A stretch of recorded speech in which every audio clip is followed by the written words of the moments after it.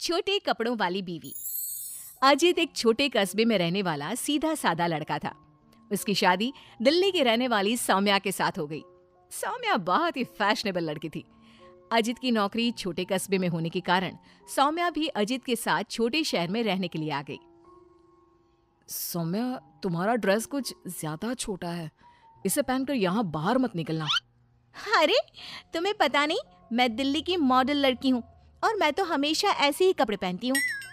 तुम्हारी बात सही है सौम्या, लेकिन इस शहर के माहौल के हिसाब से कपड़े कुछ ज्यादा ही छोटे हैं। ओहो, मुझे नहीं पता था कि तुम्हें मेरे कपड़ों से इतनी प्रॉब्लम है।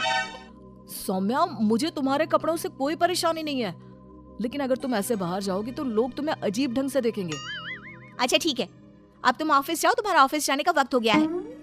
अजित को लगता है कि शायद सौम्या ने उसकी बात मान ली है। वो ऑफिस चला जाता है।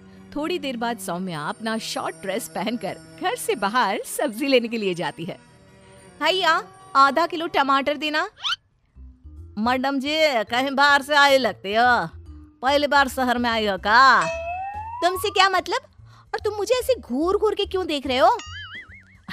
अरे नहीं नहीं, ऐसी कोई बात नहीं है, बस आपके कपड़ों को देखकर लग नहीं रहा कि आप शहर की रहने वाली हैं। तुम अपने काम से काम रखो, मैं चाहे कुछ भी पहनूं, तुम्हें उससे क्या? सौम्या सब्जी लेकर अपने घर चली जाती है। शाम को अजित घर वापस आता है। सौम्या, कल मम्मी पापा आ रहे हैं, देखो तुम ना उनके सामने साड़ी पहन कर रहना, वरना मम्मी बुरा मान जाएंगी।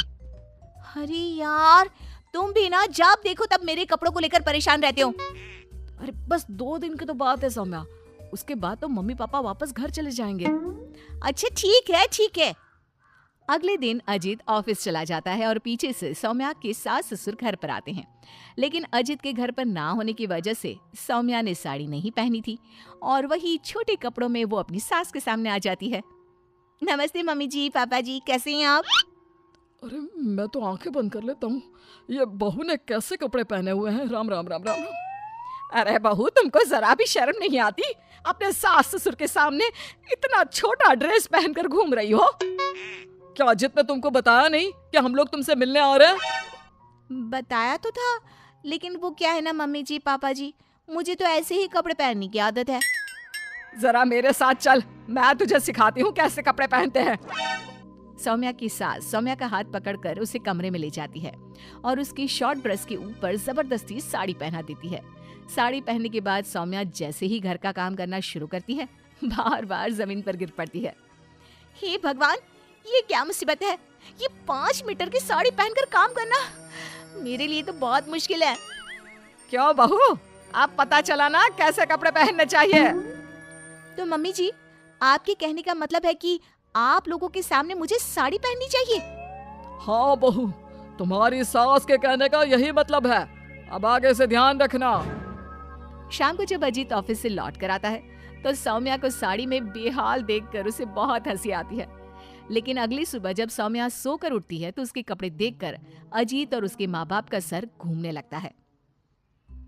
अरे सौम्या, तुमने ये क्या पहना है? आपकी मम्मी ने साड़ी पहनने के लिए कहा था तो मैंने साड़ी पहन ली। लेकिन सौम्या, तुम्हारी साड़ी तो घुटनों तक ऊंची है, जैसे ये साड़ी ना हो कोई मिनी स्कर्ट हो। वो क्या है ना बेबी, तुम्हारी मम्मी ने मुझे सिर्फ साड़ी पहनने के लिए कहा था, उसकी लंबाई नहीं बताई थी। हे भगवान, ये कैसी बहू पल्ले पड़ी है? अरे ये क्या अजूबा बनकर घूम रही है? लगता है मुझे फिर से आंखें बंद करके ही रहना पड़ेगा। अरे पापा जी, आप एक बार आंखें बंद कर ही लीजिए, बार बार डायलॉग मारते रहते हैं। ये तुमने क्या हुलिया बना लिया है सौम्या? अजित के मम्मी और पापा अपनी बहू की हरकतों से परेशान होकर वापस चले जाते हैं। अजित सौम्या को समझाने की कोशिश करता है, लेकिन वो उसकी कोई बात नहीं सुनती। एक दिन सौम्या कुछ ज्यादा ही फैशनेबल कपड़े पहनकर घर से बाहर निकलती है। उस छोटे से कस्बे के लोगों ने उस तरह के कपड़े कभी देखे ही नहीं थे। अरे बहन, क्या बात है, तुम्हारे पास पहनने को कपड़े नहीं का? लगता है बहुत गरीब हो। चलो मेरे साथ, मैं तुम्हें अपनी पुरानी साड़ी दे दूंगी। हाँ, पागल हो गई है क्या? ये आजकल का फैशन है, फैशन। सौम्या जैसे ही थोड़ा आगे बढ़ती है, अरे देखो बेचारी कितनी गरीब है, इसके कपड़े भी फटे हुए हैं। लो, ये 10 रुपए रख लो। हाँ, कोई बात नहीं। अरे मैं कोई भिखारी थोड़ी ना हूँ। कितने अजीब लोग हैं यहाँ के, इनको फैशन का मतलब ही नहीं पता। थोड़ा आगे जाने के बाद कुछ बच्चे सौम्या को देखकर जोर जोर से हंसने लगते हैं। अब तुम लोगों को क्या प्रॉब्लम है? क्यों हंस रहे हो ऐसे? आंटी आंटी आप बहुरूपिया है ना? बहुरूपिया क्या होता है? आंटी वही जो अजीब अजीब कपड़े पहनकर गली गली में घूमता है और लोगों से पैसे मांगता है।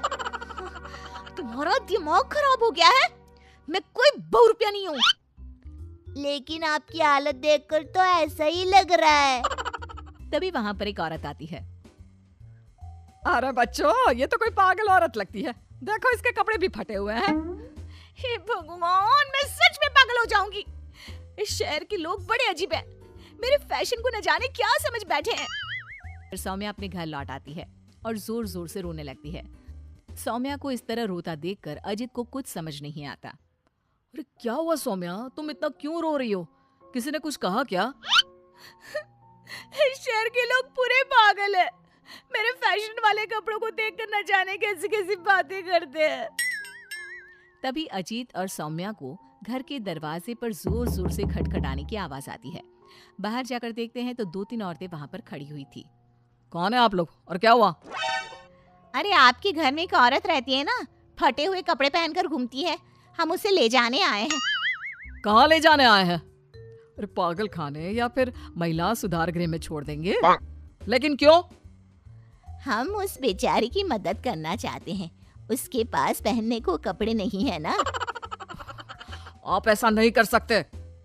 लेकिन क्यों भाई साहब? क्योंकि वो कोई पागल औरत नहीं, मेरी छोटे कपड़ों वाली बीवी है और उसका दिमाग बिल्कुल ठीक है, बस कपड़े थोड़े कम है।